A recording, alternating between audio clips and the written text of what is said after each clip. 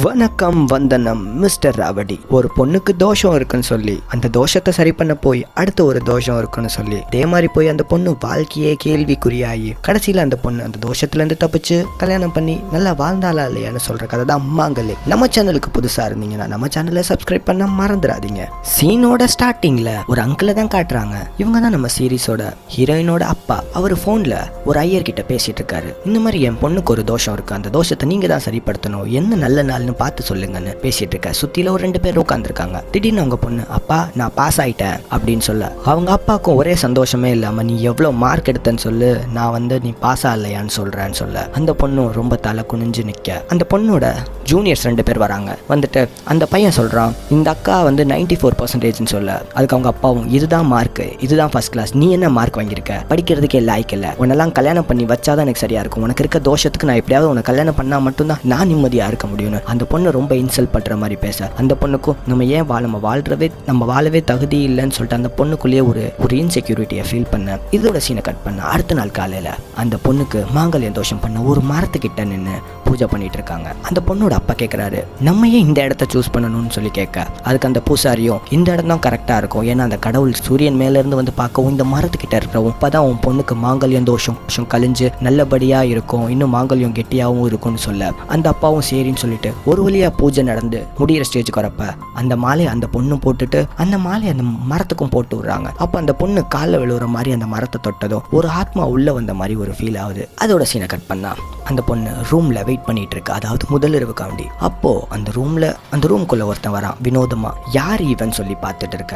அப்ப அவனே நேரா நீ பொண்டாட்டி தான், இன்னைக்கு உனக்கும் எனக்கும் தான் ஃபர்ஸ்ட் நைட்டுன்னு சொல்ல இந்த பொண்ணுக்கு ஒன்றும் புரியல. நீ யாருன்னு எனக்கு தெரியாது, நீ எப்படி என் கூட ஃபர்ஸ்ட் நைட் சொன்ன, நான் எப்படி உன் கூட ஃபர்ஸ்ட் நைட்லாம் இது பண்றதுன்னு சொல்லிட்டு ஒரு கேள்வி கேட்க அதுக்கு இவன் பதில் சொல்ற நீ கல்யாணம் பண்ணிய ஒரு மரம், அந்த மரத்துல இருந்து வந்த ஆத்மா தான் நானுன்னு சொல்ல இந்த பொண்ணுக்கு சுத்தமா புரியல. அப்பதான் சொல்றான் 200 வருஷம் முன்னாடியே நான் என்ன அழிச்சிட்டாங்க, அந்த மரத்துல தான் என் ஆத்மா இருந்துச்சு, இத்தனை வருஷமா நான் ரொம்ப காஞ்சு போய் கிடந்திருக்கேன், இப்பதான் நீ என்ன கல்யாணம் பண்ணிருக்க, உன்னை வச்சு என் ஆத்மாவை சாந்தி அடையணும்னு சொல்லிட்டு அந்த பொண்ணை எப்படியாவது ஸ்க்ரூட்டனைஸ் பண்ணி ஒரு வழியா அந்த பொண்ணு கூடயே அவங்க கலவையை ஸ்டார்ட் பண்ணிட்டு இருக்க. இதெல்லாம் முடிஞ்சதுக்கு அப்புறமா அந்த பொண்ணு பெட்ரூம்ல படுத்துட்டு இருக்க. நமக்கு என்ன இந்த மாதிரி வினோதமான கனவா இருக்குன்னு சொல்லிட்டு அடுத்த நாள் காலையில நினைச்சிட்டு இருக்க. அதே ஆள் காலையில நிக்கிறான். இந்த பொண்ணுக்கு ஒன்றும் புரியல, நம்ம நைட்ல பார்த்த அதே ஆள் தானே இவனும் அப்படின்னு சொல்லிட்டு அப்பதான் அந்த ஆளோட ஹிஸ்டரியை சொல்றான். இந்த மாதிரி நான் எல்லாரும் பொண்ணு கூடயும் ஒன்னா இருந்ததை இந்த கிராம மக்கள் பார்த்து என்னை அந்த மரத்தோட வச்சு என்னை எரிச்சிட்டாங்க, என்னோட ஆத்மா சாந்தி அடையணும்னா நான் யாராவது 3 பெண்களோட திருப்தியா இருந்தா மட்டும்தான் என் ஆத்மா சாந்தி அடையும் அந்த பொண்ணு கிட்ட சொல்ல அந்த பொண்ணுக்கும் ஒண்ணுமே புரியாம இருக்க.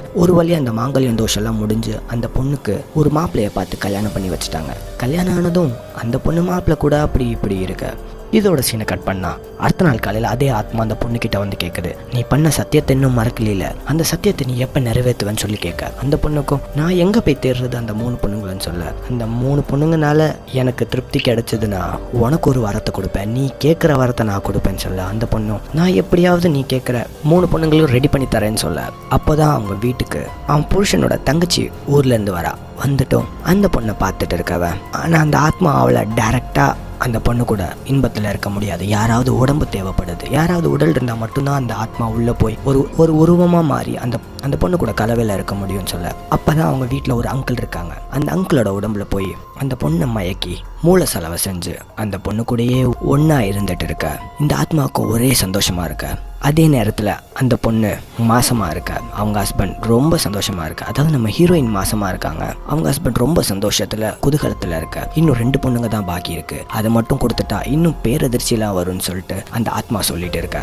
அந்த பொண்ணோட ஜூனியர் பொண்ணு வீட்டுக்கு இவங்க 2 பேர் போறாங்க. போன இடத்துல அந்த ஜூனியர் பொண்ணையும் பார்த்துட்டு இந்த பொண்ணு தான் அடுத்து நீ பண்ண போற பொண்ணுன்னு சொல்ல அந்த ஆத்மாவுக்கு ரொம்ப சந்தோஷமா இருக்கு. அது இவ்வளவு சின்ன பொண்ணு கூட நம்ம பண்ண போறோமான்னு ரொம்ப சந்தோஷப்பட அப்ப அந்த ஆத்மா கேக்குது நான் யாரோட உடல்ல போட்டுன்னு சொல்லிட்டு 2 பேரும் குழப்பத்துல இருக்க. அப்பதான் உன்னோட புருஷனோட உடல்ல போனாதான் எனக்கு கரெக்டா இருக்கும் அப்படின்னு சொல்லு அந்த பொண்ணும் வேற வழி இல்லாம என் புருஷனோட ஆத்மா என் புருஷனோட உடம்பை எடுத்துக்கோன்னு சொல்லி அந்த ஆத்மா அவன் புருஷனோட உடம்புக்குள்ள போய் அந்த பொண்ணு கூடயே ஒன்னா இருக்கிற மாதிரி இருந்துட்டு இருக்கு. அடுத்த நாள் நாள் காலையில் அந்த பொண்ணு வந்து பேசுகிறா. இந்த மாதிரி எனக்கு என்ன ஆச்சுன்னு தெரியல, நைட்டெல்லாம் ஒரு மாதிரி இருக்கு.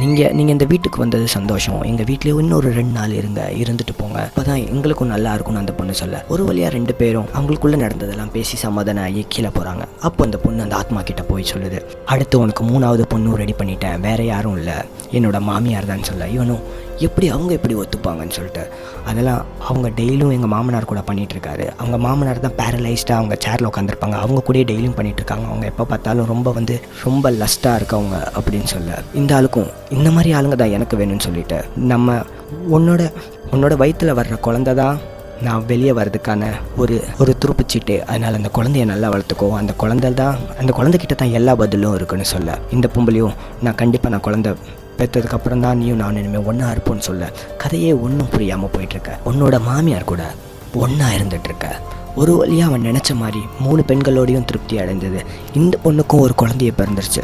இந்த குழந்தை பிறந்ததுக்கப்புறமா அந்த ஆத்மாவும் அந்த ஹீரோயினும் பேசிக்கிறாங்க. அதுக்கு அந்த ஆத்மாவும், நான் இந்த இடத்த விட்டு போகிறதுக்கான நேரம் வந்துருச்சு, உன்னோட குழந்தைய தூக்கிட்டு வந்துட்டு எனக்கு 3 வாட்டி மோட்சம்னு சொல்லு, அப்போ தான் என்னோட ஆத்மா சாந்தி அடையும்னு சொல்ல, அதாவது அந்த ஹீரோயினும் இவரை விட்டு போக மனசு இல்லாமல் இருந்தாலும் அந்த குழந்தைய தூக்கிட்டு வந்துட்டு நீ கேட்ட வரத்தை நானே தரேன்னு சொல்லிட்டு 3 வாட்டி மோட்சம்னு சொல்லு. கடைசியாக ஒரு வழியாக அந்த ஆத்மா இந்த வீட்டை விட்டு போகிறதுக்கான நேரம் வந்துருச்சு. அப்போ கடைசியாக கேட்குறாரு, என்கிட்ட இருக்க ஆற்றலையும் சக்தியும் உன்னோட புருஷன் கிட்ட நான் தந்துட்டு போகிறதா நான் முடிவெடுத்திருக்கேன், உனக்கு அதில் விருப்பமானு சொல்லி கேட்க, அதுக்கு அந்த ஹீரோயினுக்கும் என் புருஷன் கிட்ட அந்த ஆற்றலும் சக்தியும் கொடுத்தா அவன் என்கிட்ட மட்டும் இல்லாமல் எல்லாருக்கூடையும் போய் இருப்பான்னு சொல்ல, அப்போ அந்த ஆத்மாவும் உங்கள் வீட்டில் யார்கிட்ட அந்த அதையும் என்னோட சக்தியும் நான் கொடுத்துட்டு போவேன்னு சொல்ல, எங்க மாமனார் வீட்டில் தான் இருக்காரு, அவர் எங்கேயும் வெளியே போக மாட்டாரு, வேணா அவர்கிட்ட அந்த ஆற்றலும் சக்தியும் நீ கொடுத்துட்டு கிளம்புன்னு சொல்லி, இந்த பொண்ணு சொன்ன மாதிரியே அந்த ஆத்மா அந்த சக்தியை அவங்க மாமனாருக்கு கொடுத்துட்டு போக, அதோட சீனை கட் பண்ணா அந்த மாமனாரும் மாமியாரும் இன்பத்தில் இருக்க. அப்போ இந்த மருமக வந்து கிட்ட வராங்க. கிட்ட வந்ததும் அந்த மாமியார், நீ மட்டும் ஏமா தனியா இருக்க, எங்க கூட வந்து ஒன்னா இருன்னு சொல்ல,